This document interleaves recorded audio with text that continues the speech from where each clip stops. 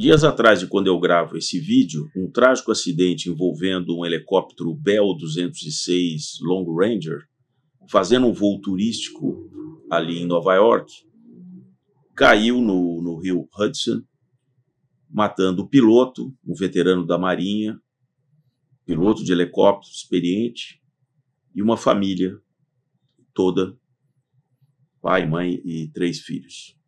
Então acompanhe esse vídeo aqui no Modernidade Ciência. Vou fazer, como de costume, uma análise conceitual desse acidente.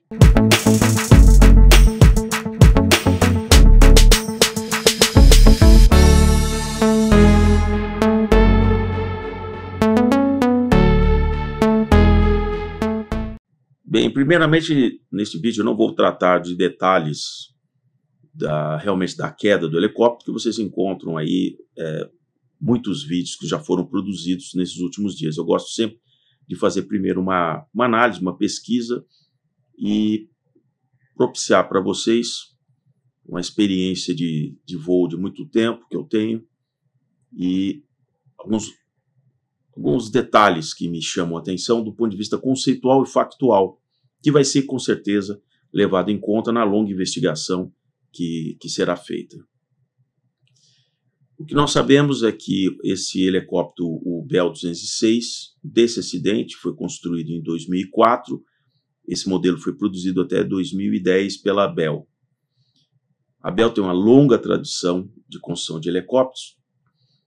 Por exemplo, um antecessor desse Bell 206, o Bell 47J, foi utilizado, ficou muito famoso, em 1962, no filme do 007, contra o satânico Dr. No. Então tem uma cena icônica que aparece esse helicóptero, e ali, nas cenas finais, tal, ali com o 007 e o Dr. No.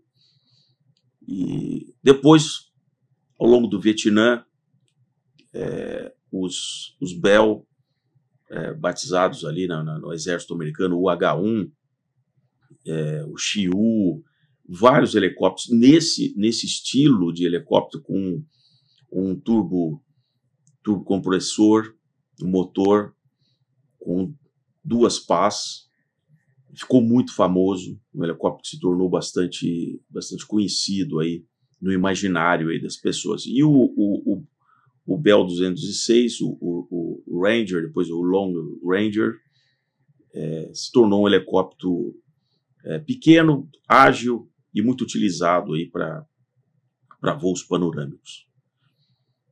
Ocorre que essa empresa de helicópteros, aí a Helicopter Touristic, New York Helicopter Touristic, que fechou logo em seguida, tem um histórico de 30 anos de problemas. Isso é um fato, não é minha suposição. 30 anos de problemas. Vários processos contra operadores ali, contra outras empresas que propiciavam os helipontos, enfim. Então é um empresário complicado. Em 2019, ele inclusive entrou com um processo de capítulo 11, como é chamado, que é um processo quando você tenta evitar a falência. Ele vinha acumulando várias dívidas e o faturamento dessa empresa ao longo dos anos 90, começo dos anos 2000, era ali da ordem de 5 milhões de dólares. E ela foi declinando porque, com o adensamento ali no entorno da cidade de Nova York e as pessoas ficando incomodadas daquele barulho de muitos helicópteros turísticos, a legislação foi evoluindo e se tornando mais restritivo. Já em 2017, o dono da empresa afirmava na corte de Nova York que as restrições estavam impondo a que ele fizesse metade dos voos que costumeiramente ele fazia. De fato, o faturamento anual de 5 milhões de dólares caiu para pouco mais de 2 milhões de dólares. E a empresa foi acumulando uma série de dívidas e, inclusive, do não pagamento do leasing de empresas que cediam os helicópteros. Esse Bell 206, como é um modelo bem antigo, ele já era pequeno e não levava tantas pessoas, assim como outros helicópteros, como, por exemplo, o Bell 407, que inclusive essa empresa teve que devolver porque não estava pagando o leasing.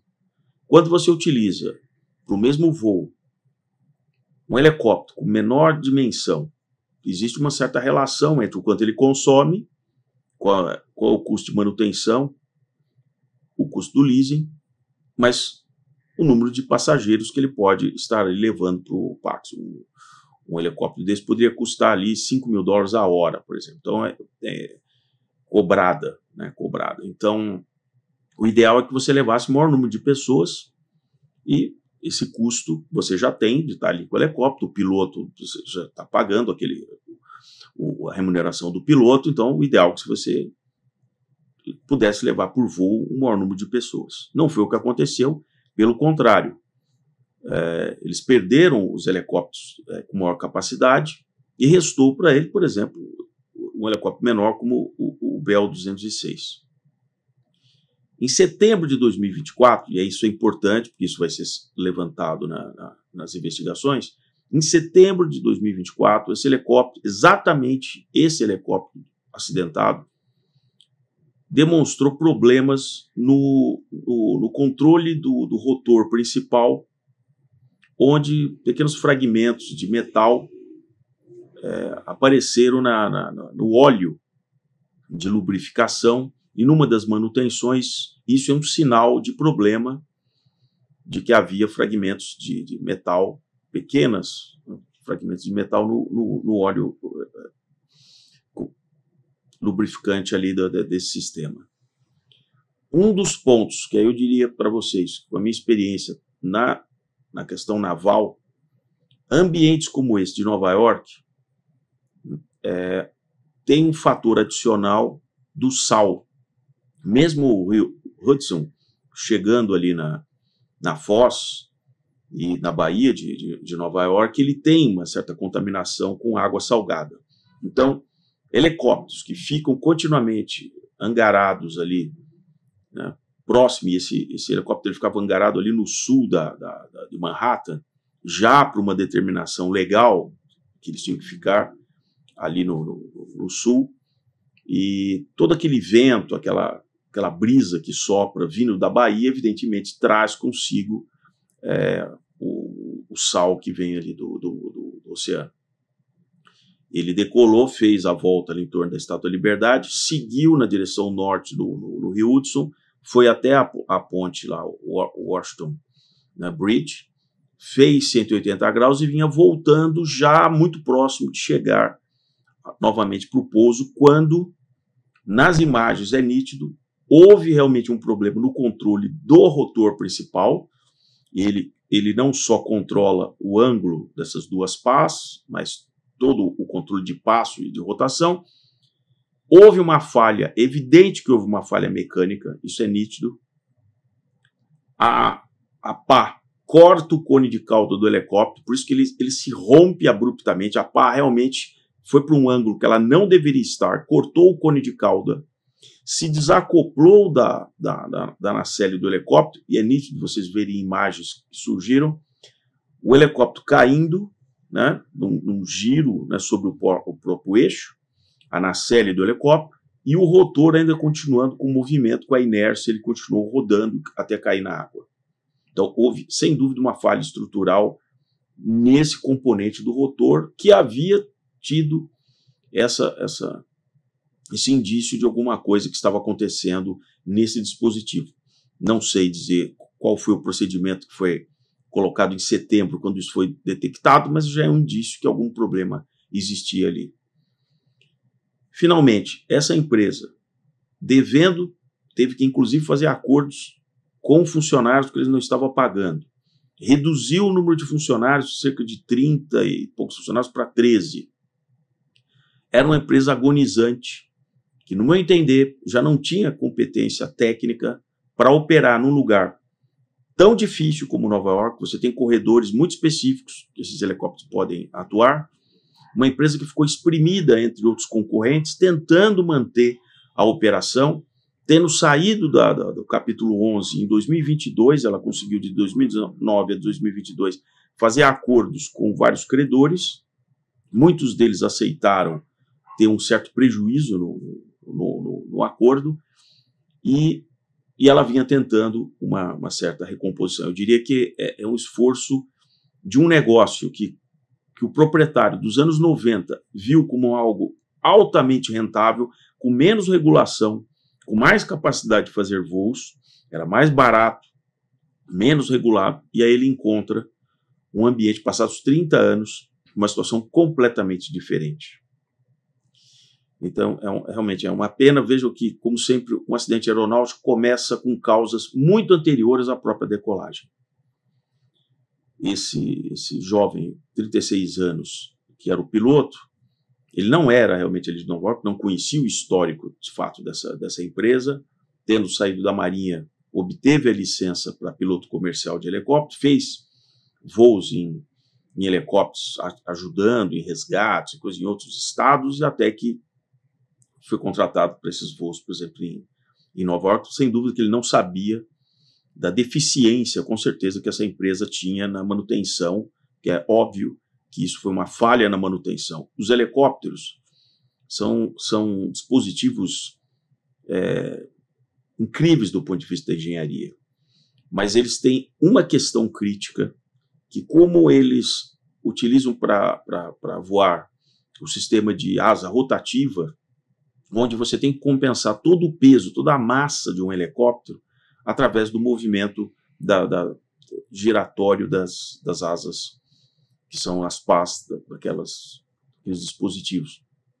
Diferente de um avião que, mesmo com uma pane de motor, a sustentação vem das asas, ele não precisa do motor para voar. E ele vai procurar um local para um pouso, e assim por diante. Um helicóptero não. Certas falhas que aparecem no painel de um helicóptero é pouso imediato. Não discuta. Existem algumas falhas que dizem, olha, caminhe o mais rápido possível para um pouso de segurança, mas existem alguns tipos de falha que são tão críticos, principalmente no rotor, fissuras nas pás, por exemplo, que ele detecta se há uma perda de pressão interna, né, em gás que está dentro ali da pá, e se há uma perda de pressão, indicando que há uma fissura na pá. O helicóptero ele é um vibrador gigante em todas as dimensões que você pode imaginar. Então, de uma fissura, uma pequena trinca, um pequeno vazamento, aquilo evolui rapidamente para um colapso. Então, você não tem tempo de manobra no helicóptero. Se apareceu aquela indicação de emergência, é pouso imediato. Ou deixar as pás livres para um pouso de emergência pairado ali, que ele vem descendo. E isso é calculado no projeto, desde que você tem uma altura e uma certa velocidade horizontal, fugindo da curva do homem morto, mas não vou entrar em detalhes porque eu não tenho tempo, você tem boa chance de sobreviver, apesar do impacto bastante forte que isso vai causar. Essa empresa já tinha tido 2 incidentes sérios, um em 2013, quando um dos helicópteros fez um pouso forçado no rio Hudson, e por voar sobre o rio, esses helicópteros tinham os dispositivos de segurança, flutuadores que rapidamente se abriam ali nos esquis do helicóptero, e foi o que aconteceu em 2013, não houve a família que estava ali, não teve nenhum problema, o helicóptero realmente acabou pousando na água, por exatamente um aviso de segurança na cabine, dizendo que, olha, você tem que pousar, perda de potência, e ele pousou.